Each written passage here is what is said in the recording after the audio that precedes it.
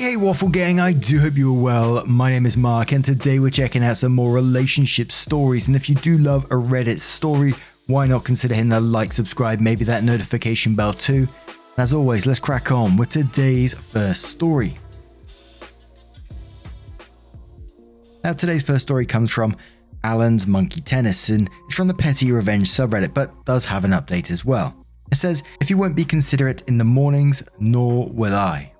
Neither my partner nor I are morning people, so we take it in turns to walk the dog before work in the morning and do the couple of chores that need sorting before we leave. When I get up, I use a vibrating alarm and immediately head into the main bedroom to get ready, to cause as little disturbance to my partner as possible. My partner uses loud alarms, ignores them and just lies there until I force him up. He goes in and out of the ensuite that has a mirror hanging on the door, both creating a lot of noise and filling the room with sunlight. He tries to talk to me, throws stuff on the bed, gets ready right there in the room and sits down heavily next to me to spray deodorant and brush his hair. He then doesn't do the minimal amount of chores that need doing before we leave. It's annoying as all hell because I make the effort to ensure he gets that extra rest in the morning. Recently, I've had a particularly difficult couple of weeks at work, which has made this behavior even more frustrating for me. This difficult period at work is an ongoing thing and won't be sorted for several weeks, potentially longer. So I asked him to get ready in the mornings in another room to allow me the extra rest. He got annoyed with me and was rude in his response, complained about it because his clothes are in the bedroom. I'm not getting up, he's just getting ready, etc, etc.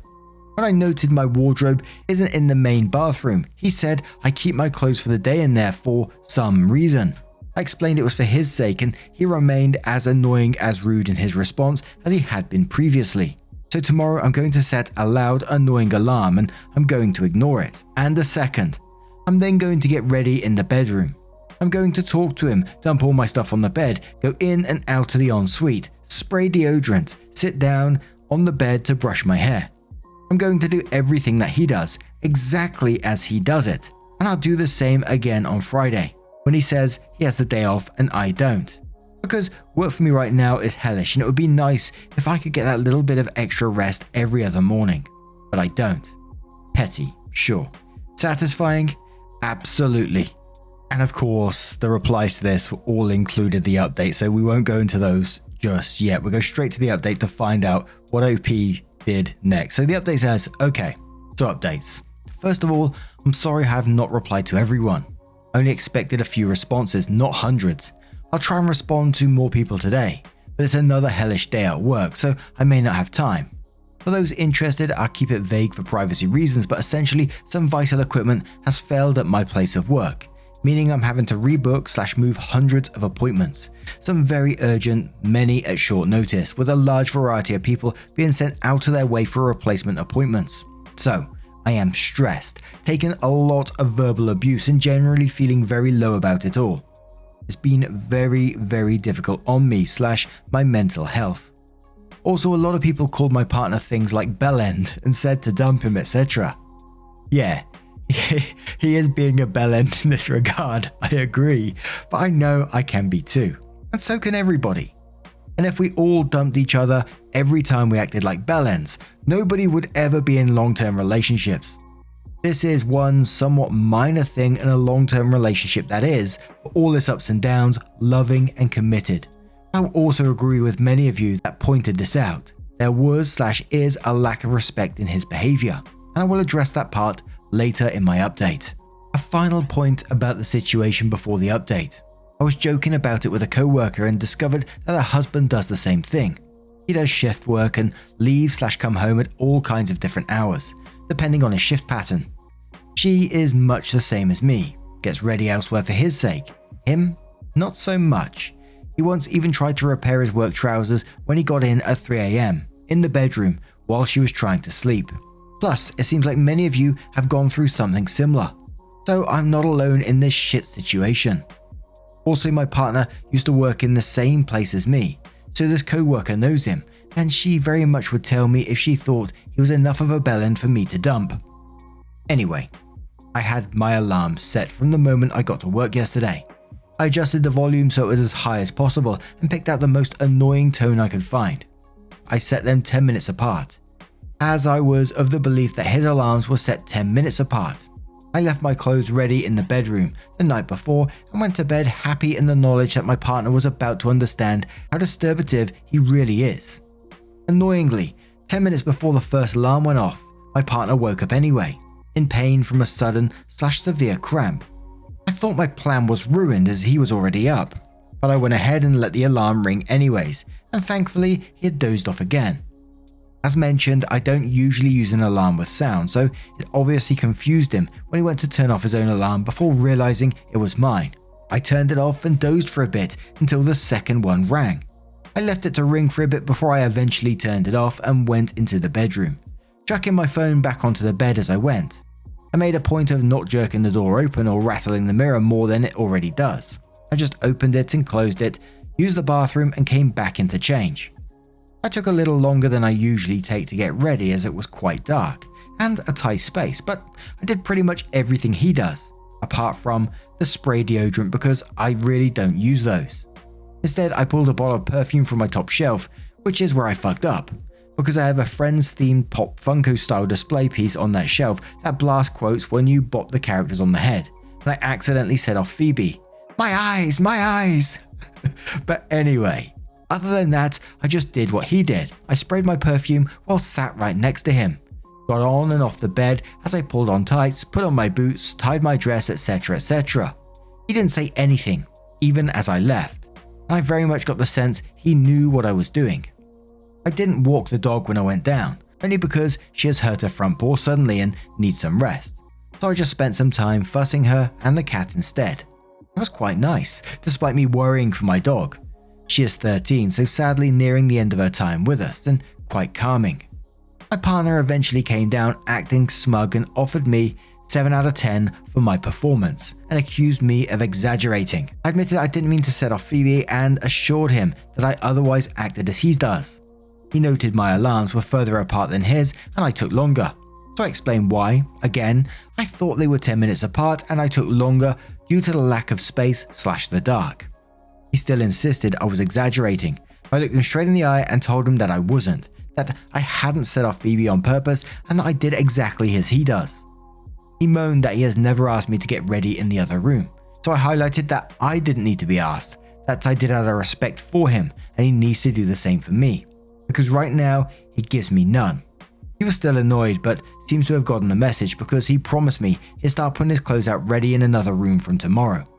Time will tell if he means it, but I think he does. In the meantime, thank you for all the advice and comments. I didn't expect so much attention from this post and I appreciate everyone's input. And I'm pretty confident this is a British one with the use of bell end in this one throughout. Maybe not though. I'd like to know if anyone else uses that in other countries. But I think there may be more to this one in the future as well, because I wonder if he will keep up the behavior, if the behavior will change. A lot of people say it takes around 30 days to, learn a new habit like that to be consistent with it. So I wonder what happens. So I'll definitely keep an eye out for that one in the updates. But what do you guys think of this? There was a lot of comments on there saying, you need to shut down this behavior or leave the relationship. And do you think that was too extreme or not? Would you leave someone for that? Let us know your thoughts down in the comments below. And let's move on to another story. And our next story comes from a throwaway account titled, I think my brother-in-law cheated on my sister, but I'm not sure. I'm 27 female. I have a sister who is 36 female. A. She's married to James, who is also 36. Early summer, we went on vacation to the beach along with my parents, boyfriend, and my sister and her husband's kids. While we were there, a friend of mine from college, Ava, 26 female, texted me and said she was nearby and asked if I wanted to meet up for a few drinks. I said sure and invited my sister and brother-in-law along with us. My sister wasn't feeling well but told James to go out and have a few drinks, so he came along. James is normally very quiet and doesn't talk to many people. He's just a pretty reserved guy, but him and Ava hit it off right away when James recognized one of Ava's tattoos from a really obscure band that turned out was both of their favorites. I heard James talk more to Ava in the 4 hours we were there than I've ever heard him say to my boyfriend, ever. At one point, I went outside for a minute then came back in. They weren't at the bar anymore and I didn't see them for another 45 minutes. But I wasn't actively looking for them. They claimed they were at the upper bar upstairs. After that, James and Ava added each other on all their socials. They interact with each other more than anyone else. And mind you, before this, James was never on social. But the minute Ava posts something, he's like the first to like or comment on it. 2 months after we saw each other, Ava moved with a new job to a town about 20 minutes from the town we live in. James, who as far as I know has never had any reason to go there, is now always taking trips there. He claims he likes the stores there better than the ones he used to go to in a different town, about 10 minutes away, but he just made this switch recently. About the same time Ava moved. Last night Ava announced she's pregnant, but she has no boyfriend anywhere on her page. She didn't tag anyone in the post other than her family, but she captioned the picture of the announcement, "We are so excited to announce the arrival of our newest edition, May 2023. I want to message her congratulations and ask who the baby's father is. I'm not alone for thinking it might be my brother-in-law's, right? I don't want to accuse anyone of anything, but my boyfriend thinks so too. By the way, I've tried to share some of these concerns with my sister. She was doing something else for her son, so I don't think she really was listening to me. But she's going through some health stuff with their oldest, so I don't want to push things / stress her out too much if I'm not sure there's something going on. I'm going to talk to my sister again and tell her the entire situation and all of my concerns, but I wanted to come on here for some outside advice as well before I did. Update, I text Ava. We're currently catching up now. Update 2, we're still texting.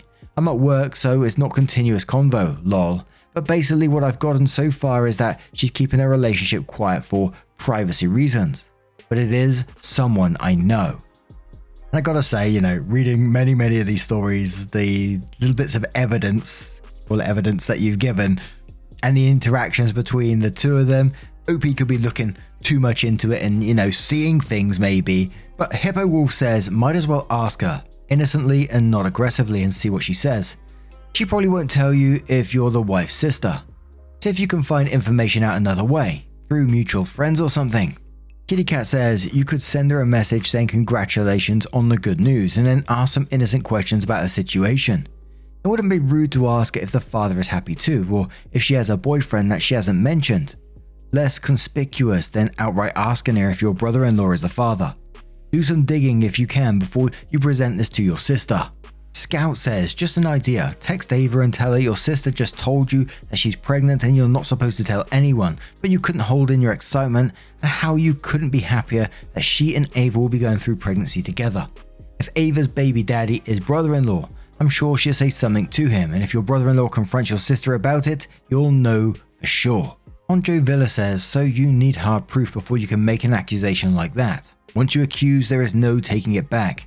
Unless your friend Ava confesses it's James's kid, or you find texts or anything like that that admits they are a thing, you shouldn't say anything. If anything, when the child is born, I'm sure she'll post pics, or guaranteed she'll post pregnancy pics. Every woman does that nowadays, so it may take a while. If she doesn't say, then better keep it quiet till you have hard proof and cause major drama in your family. And one more from Unhappy Concept, who says, right now, all of this is just circumstantial evidence. If you present it to your sister with what you have and end up wrong, or can't hack it up with proof, it's going to ruin your relationship with them for a very long time. You're walking right into a minefield. As others stated, if you're determined to go down this road, get real hard evidence that he's cheating. Photos would be great. His car parked in a driveway with GPS tagging, anything that can back up your claims. Is this change in behavior coinciding with him meeting this woman suspicious? Sure. Could it be all just a coincidence? Maybe. Are they just two friends who have shared a love of an obscure early 2000s punk ska band? Sounds like it. Is he planting his seeds in her garden and seeing what blooms? 1, very irresponsible if he is, and 2, also possible. We just don't know. It could all be very innocent and they're just forming a friendship over common interests, or he's a dick weasel and cheating on his wife like a ducking bastard. Get some proof. Find out if he's really the baby daddy. Again, they could just be friends. It'd be terrible to blow things up if he really does like the shops over there better, or they just hanging out, or nothing nefarious is happening. And there were many other comments saying, yeah, that's absolutely cheating, it's too suspicious, etc, etc. But then OP came in to update the post, which says, a happy conclusion. My brother-in-law is not cheating on my sister. Ava is dating his brother. So a very happy conclusion from my last post. I texted Ava and told her congratulations. We began catching up, and when the topic of her baby's father came up, she said that they were in a relationship, but she's keeping it quiet for now for privacy reasons, but that I did know him. I obviously found this really suspicious, and she really wouldn't say much more than that about him. But we kept talking, and eventually I asked her if we could meet up for some tea, and she said yes. Once I got off my shift, I went over and met up with her. So basically the topic of her baby's father came up again, and she said the reason why she was keeping the relationship quiet on social media and all of that was because not all of his family had met her. And then she mentioned that the father had an ultra-religious grandmother, and they wanted to tell her about the pregnancy in person, and so she didn't want the grandmother seeing anything on his Facebook. James's grandmother is super religious, so at this point I straight up asked her, "Are you having a baby with James?" And she immediately started laughing, and she was like, "Yeah, I could see why you would think that." But she isn't. She's dating James's brother, Thomas, who's 30 and a pretty cool guy. And it's kind of worth noting that this is another reason why she's keeping the relationship on the down low, even though he's been clean for almost a decade. I think 9 years and 6 months. He did have substance abuse issues and a record. And she said that even though she's fine with it and all of that, Thomas wants her family to meet him first before possibly hearing something that isn't true about him. So anyway, yeah, that first night they met, James told Ava that he thought her and Thomas would have a lot in common, so he gave her his number. And after that, they hit it off right away, and she moved to be closer to him. Now she's pregnant and they're getting an apartment together. My sister knows Thomas and Ava are dating, but again, my nephew is going through some health things, so it's not super shocking she didn't mention it to me. And Ava did say that Thomas specifically asked them for discretion about it until they decided to make everything public. So I'm really happy it's cleared up. Ava and I talked for a while, and I'm really tired, so if I left anything out or anything didn't make sense, just ask for clarification. And P.S. I told James all about this. He thought it was hilarious that I thought he was slick enough to be able to pull off having a second life like this. But now I'm going to turn this one to you guys. What do you guys make of this situation? What did you think about the first half of the story? Would you have been suspicious or not? Let us know your thoughts down in the comments below. Now, a huge thank you from the bottom of my heart for getting involved in today's stories. Your love, support and time always means the absolute world to me. So thank you so much for getting involved. And don't forget, at the end of the video, there'll be a couple of playlists there for you so you can click on them and it'll scroll through all the videos for you. So whatever you're doing, and don't forget to let me know what you're up to if you feel like it, of course. And we'll keep scrolling through those videos for you. Once again, thank you, and hopefully I will see you in the next one. Take care and much love. Yeah, man, I remember being so naive when life was good, weather and palm trees. Back in the day, you were everything I need. But then along came a time when you crushed my dreams. Oh yeah, you played me like a fool when you made me believe that the line between love wasn't thick enough to read. Oh yeah, you see we in despair, crime everywhere. You're selling false hope cause you just don't care. Nah, you just don't care. Nah, you just don't